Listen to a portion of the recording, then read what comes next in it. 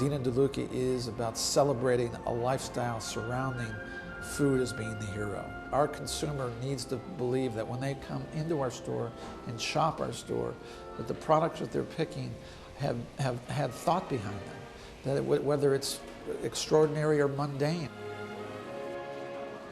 When you walk in this place, your eyes, your smells of the food, you get to touch the food, you get to taste the food. Our cheesemonger will say, have a taste of this cheese, it's a cow's milk triple cream. Or if you come to my meat department, I'll say, taste the dry-aged prime. And we're creating an experience. We're putting on a show for our customers.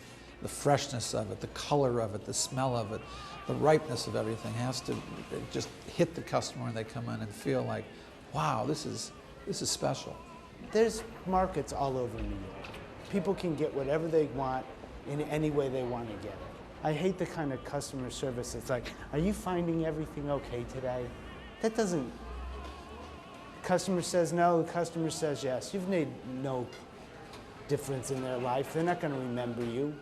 They're not going to come back to the store because of you. You know, I want them to be genuine. They recognize this isn't just about a high transaction, high volume store that is just trying to move product. It's trying to move product in a very qualitative, high level. And our customers appreciate that. They recognize that. How long have we been around? 27 years now? From day one, I mean, the style of market that we've created has become kind of the standard market. I encourage my employees to go to the different markets throughout the city, or if they're traveling somewhere, to go into a market just to see what the other guy is doing, to see how we can do it better. If you're constantly trying to improve yourself, you're never standing still. And it is that principle of how can we do something better? What can we do to stay ahead of the competition? What is it, how can we change? View change as an ally, not as an obstacle. I think what you're picking up on is this passion for the brand, this burning desire to be great. And that is something that over time it evolves, and it's part of the overall culture you're building behind this brand. Arrogance will kill any brand. You must be willing to accept and be modest about what's going on and hear what the customer has to say, even though it's painful and you don't want to because it hits you. If you don't have that sense of modesty, that sense of being humble, it's a recipe for disaster.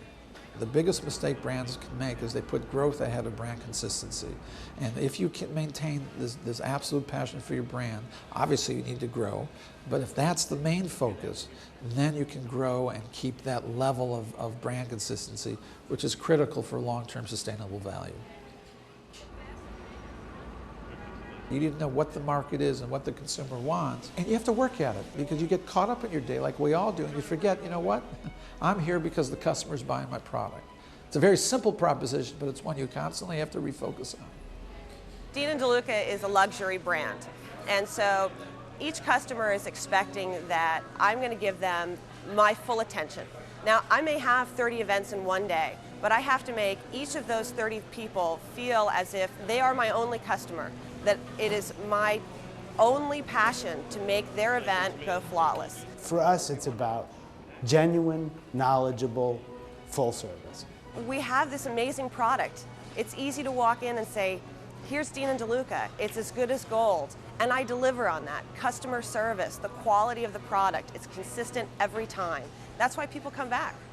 I always say to my employees, we make mistakes sometimes. It's not the mistake. It's how you correct the mistake that the customer remembers. That's what they remember. They remember that you went to the extra step.